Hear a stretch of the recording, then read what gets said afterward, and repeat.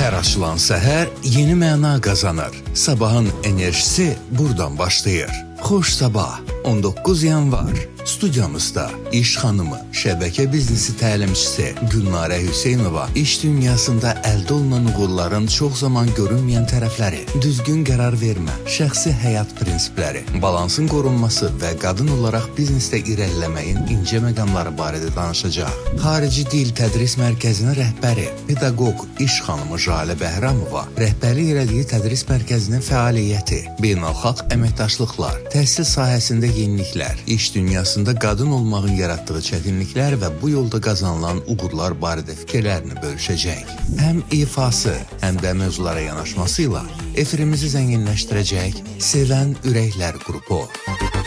Gözümün içinə bax, bax, gönlərə çəkirəm, Canlı atmosfer, maraqlı qonaqlar, səmimi anlar. Xoş sabah bizimlə başlar.